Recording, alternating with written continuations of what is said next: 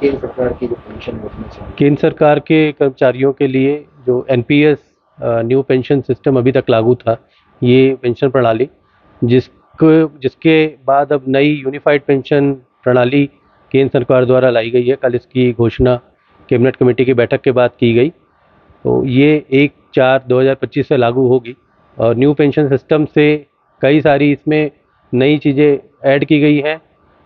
नए फॉर्म में ये पेंशन सिस्टम आएगा। एनपीएस के बाद एनपीएस में जो भी लोग अभी केंद्र सरकार के कर्मचारी हैं, उनके पास ऑप्शन होगा, वो स्विच कर पाएंगे और आगे जो कर्मचारी हैं उनको भी स्विच करने का इसमें ऑप्शन रहेगा यूनिफाइड पेंशन सिस्टम में।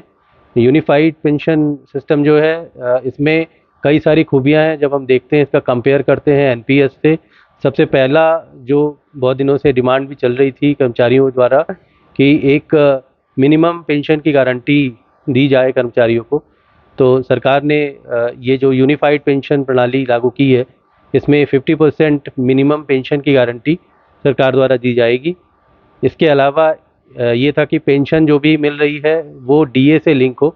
तो इसमें ये भी व्यवस्था यूनिफाइड पेंशन सिस्टम में की गई है कि जो भी पेंशन मिलेगी वो डीए से लिंक रहेगी। जो भी आपका कंज्यूमर इंडेक्स होता है उसमें उससे डीए से लिंक रहेगी, मतलब कि डीए जैसे जैसे बढ़ता है वैसे वैसे पेंशन भी बढ़ेगी।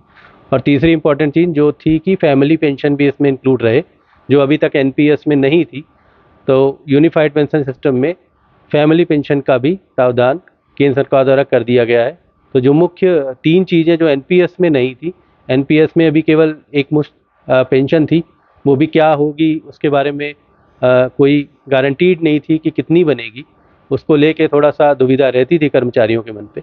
तो उसका समाधान सरकार द्वारा किया गया है और एनपीएस से चेंज करते हुए ये जो यूनिफाइड पेंशन सिस्टम, जिसमें तीन मूलभूत चीज़ें हैं कि गारंटीड पेंशन होगी 50%, दूसरी बात डीए से लिंक होगी ये पेंशन जो बढ़ती जाएगी समय के साथ, और तीसरी बात फैमिली पेंशन भी इसमें दी जाएगी। तो ये तीन प्रावधान सरकार द्वारा कर दिए गए हैं, जो कि केंद्रीय कर्मचारियों को इससे काफ़ी फ़ायदा मिलेगा और काफ़ी कर्मचारियों में इसमें काफ़ी ज़्यादा संतुष्टि देखने को भी मिल रही है।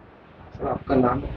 राहुल श्रीवास्तव, मैं उप मुख्य कार्मिक अधिकारी के पद पर पदस्थ हूँ।